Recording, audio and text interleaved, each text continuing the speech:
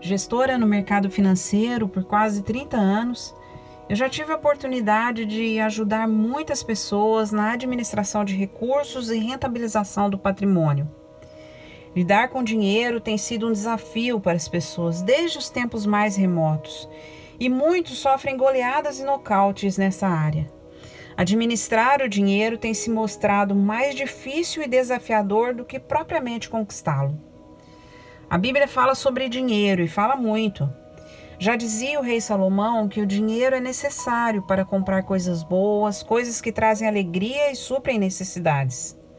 A Bíblia diz que Deus nos capacita e fortalece para conquistarmos riquezas e que bênçãos materiais vêm de Deus.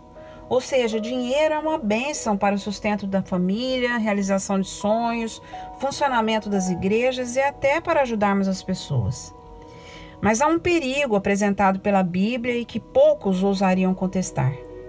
É que o dinheiro pode se tornar um Deus e Senhor, passando a governar a vida dos que se rendem a Ele e dele se tornem reféns.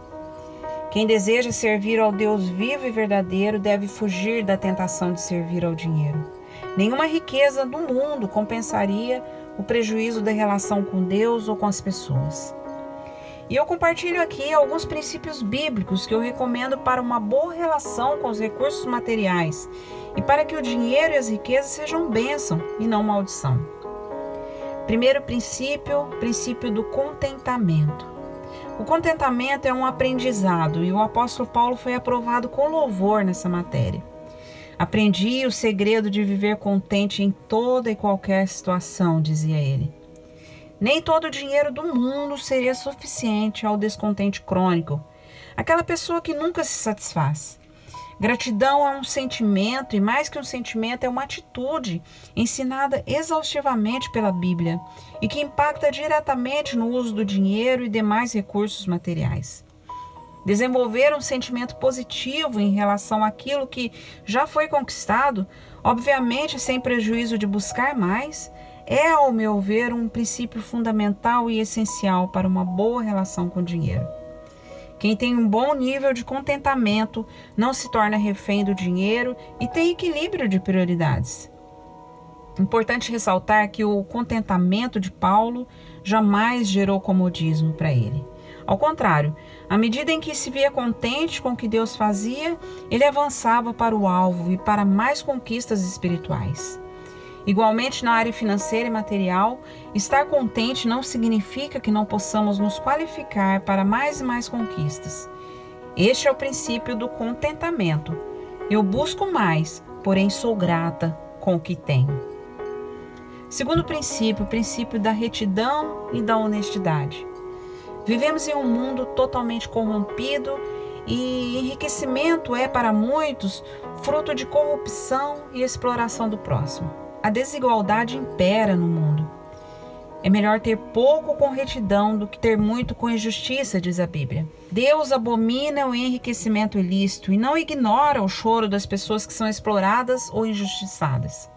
O livro de Provérbios adverte: de nada aproveitam riquezas no dia da ira, mas a justiça livra da morte. De acordo com o padrão bíblico, a riqueza tem que vir do trabalho. A riqueza de procedência vã diminuirá, mas quem junta com o próprio trabalho a aumentará, diz a Bíblia. A Bíblia também aborda com seriedade a retidão requerida por Deus no pagamento de tributos e impostos.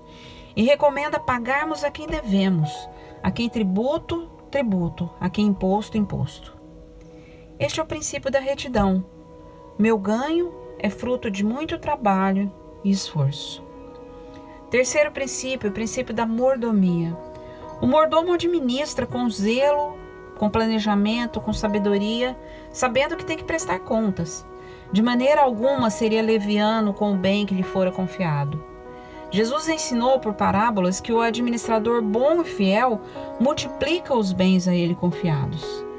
Não receio em afirmar que esse cuidado e zelo devemos ter com todos os dons e recursos que recebemos de Deus, inclusive o dinheiro. Usar com sabedoria e planejamento, estabelecer e cumprir orçamentos, poupar, investir, são ações que fazem parte da rotina de um administrador de recursos, tenha ele pouco ou muito.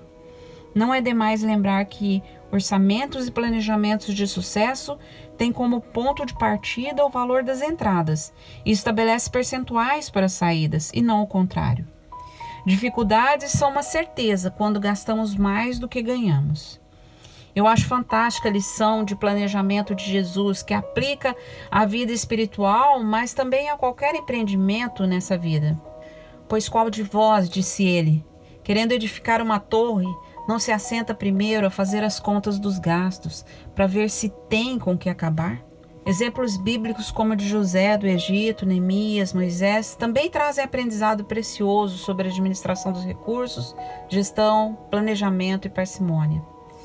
Vale lembrar que a Bíblia também faz alertas sobre endividamento, sobre colocar-se como fiador, sobre pagamento com juros e tantos outros aspectos contemporâneos que deveriam ser observados por quem deseja uma boa relação com recursos deste mundo. Este é o princípio da mordomia, zelo e estratégia para administrar e multiplicar. Quarto princípio, o princípio da transitoriedade. A transitoriedade do mundo, com todas as suas riquezas, é um tema exaustivamente abordado na Bíblia. É inútil se apegar tanto aos bens deste mundo, e essa é uma lição clara e fácil de entender, porém difícil de praticar. Nós vivemos como se tudo fosse eterno, inclusive o dinheiro, e como se a conquista de bens justificasse tanta energia, tanto esforço, tanto prejuízo à saúde e aos relacionamentos.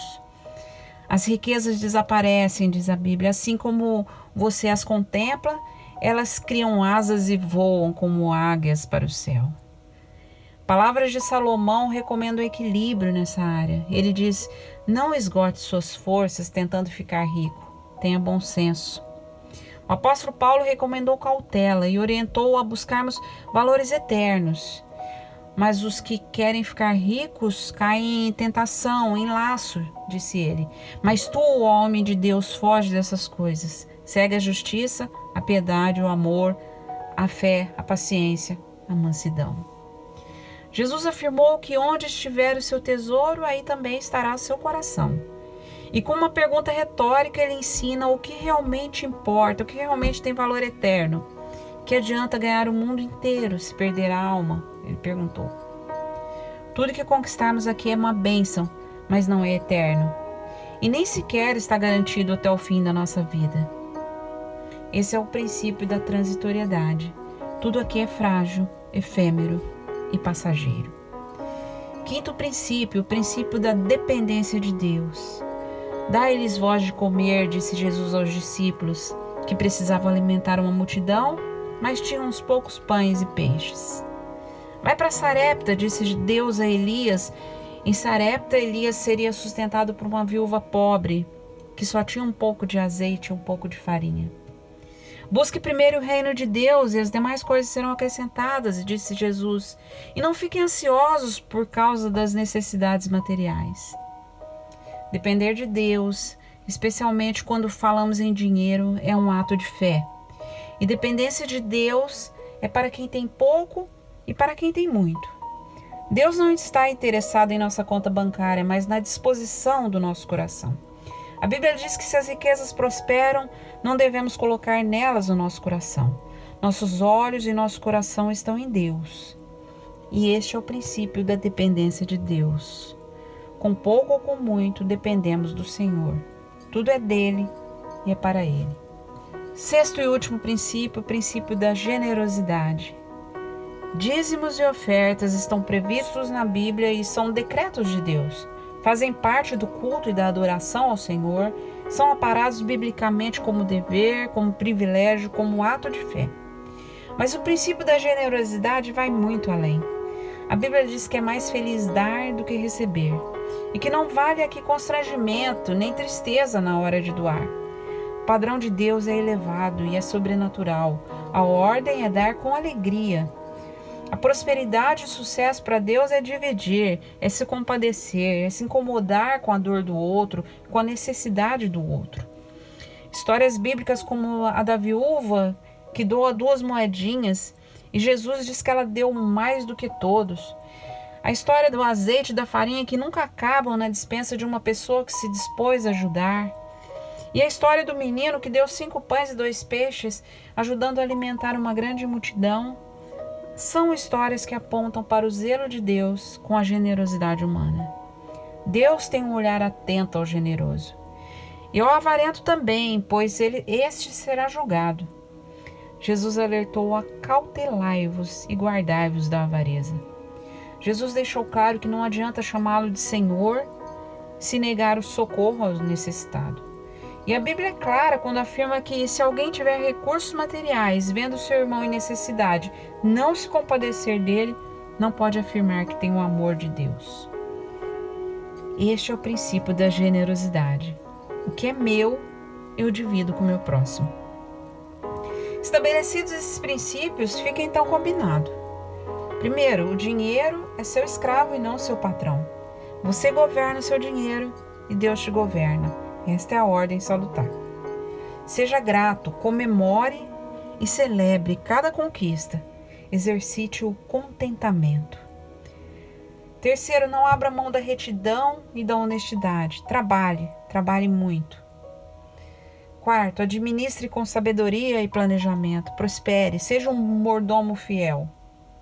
Quinto, priorize o que é eterno e pratique a generosidade.